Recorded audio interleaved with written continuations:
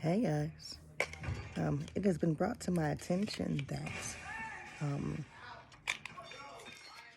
someone was asking if I had any more to add to my testimony. And I brought this song to my mind.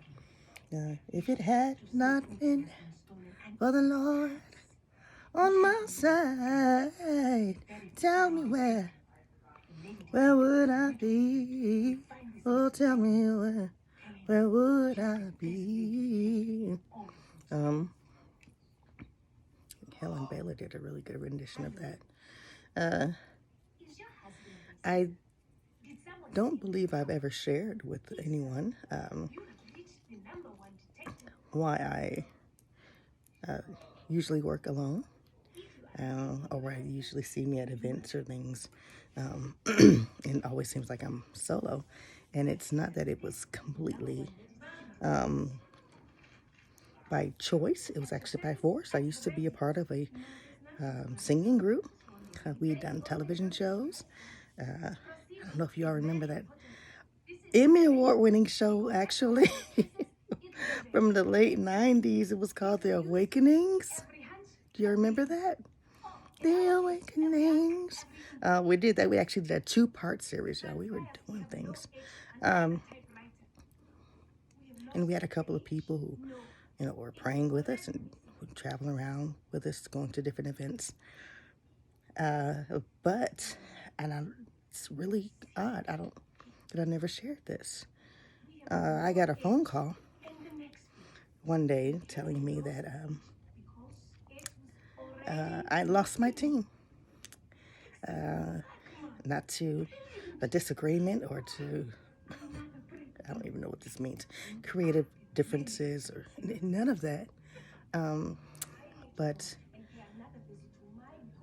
a number of persons in our team were involved in a plane crash over Lake Michigan. In total, 8 persons passed away. And suddenly I had no teammates. My sister was a part of the group, and we had another person. But 3 of our main supporters and vocalists, one of our vocalists, Sheba, she was my main squeeze. She was my main girl. Tasi and Donetta, they weren't here anymore. And it was a sudden loss. Sheba was also one of my dance partners. We would choreograph dances to different songs. In our free time, we were also gifted vocalists, and we would, kind of feed off of each other and exercise. And like if you were playing Pokemon, you would say, I challenge you, or it's not a battle, but in order to stay sharp, you would battle, voices, and we would do that. But I was faced with, and not just I alone, lots of us were affected in losing them so suddenly. Like, it was just so final. Like, and I've learned over the years at working industry side, and even in how I handle a lot of relationships. Someone said, you deal with too much, you take too much, you put up with it. But I think a part of that comes from knowing or having lost a lot very early, and that being one of them. I know people have heard my story of being homeless and that part, but I don't think I've ever shared losing such an integral part of myself.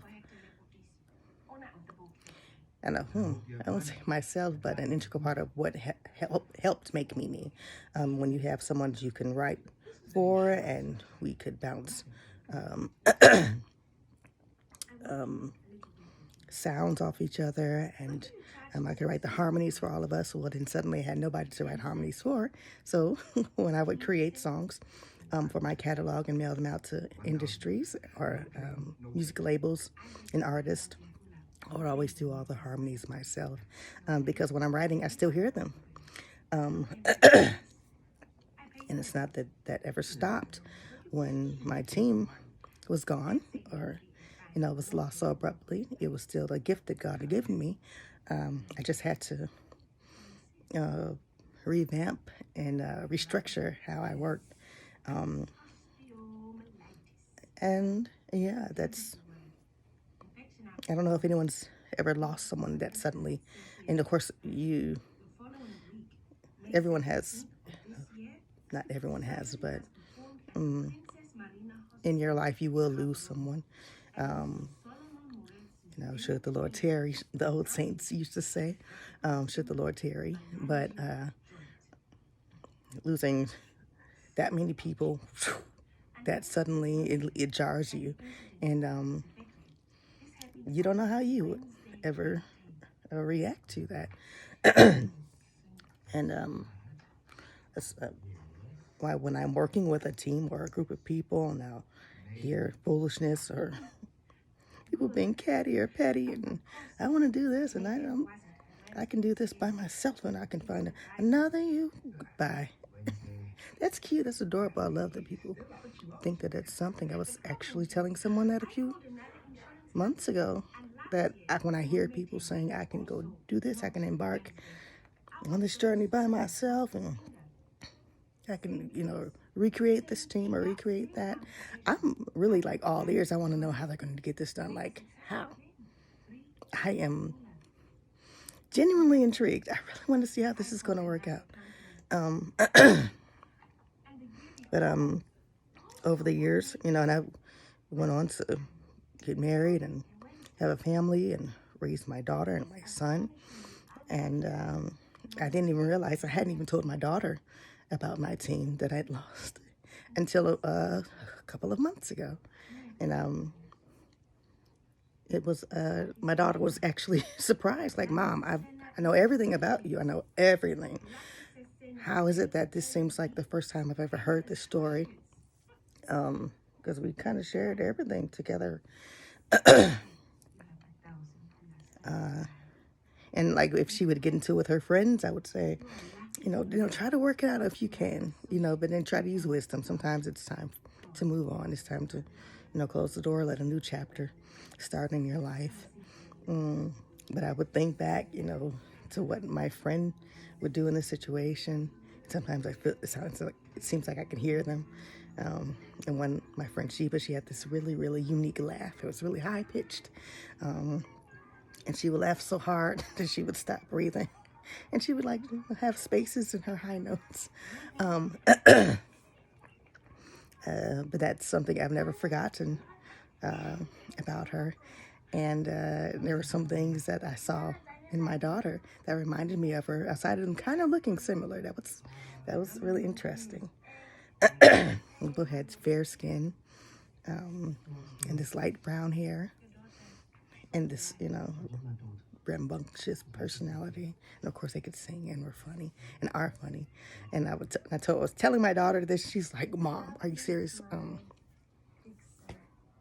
Really? Because she's in her 20s now. Can y'all believe that? But yeah, that's a part of me I don't think I've shared. I've shared just about everything since we've had this ability to just be open books with ourselves. But I have lost, but I've loved a lot. And I don't want to risk sounding like a broken record when I have memories of certain songs or certain events, but I think that's the one way God has been healing me or keeping me in his version of perfect peace. He will bring happy memories back or memories of persons who came into my life and that only he could orchestrate. And I'm really excited to share those things and those events, and then having those memories to lean back on when I feel like I'm in a hopeless place. He reminds me, I found you in a hopeless place. And there's someone out there who feels like they might be in a hopeless place, but God will find you there and He'll bring you into perfect peace. You haven't lost it all. You haven't lost anything. He's going to replace, refill, restore, and you'll continue to gain because you have so much more life to live. Thank God for those memories. Thank God for the memories you can pull from. And if anyone tries to keep you stuck in pain and painful memories, please try to catch it as soon as possible. And say, that is not of God. I'm only supposed to remember things that are going to help propel me forward. That's going to keep me stuck and unreleased. Because that's insanity. That would drive you crazy. I'm a witness. I'm losing it because somebody wants me to replay and rehearse and rehash. The devil is a lie. He's got so much going for us. God has so much more for you, for me, for all of us while we're still here. While we're on this journey. Walk with me, Lord. Walk with me. God bless you all. Talk to you later. This is Monica Bourgeois. It is 2023, and you made it. You made it with me.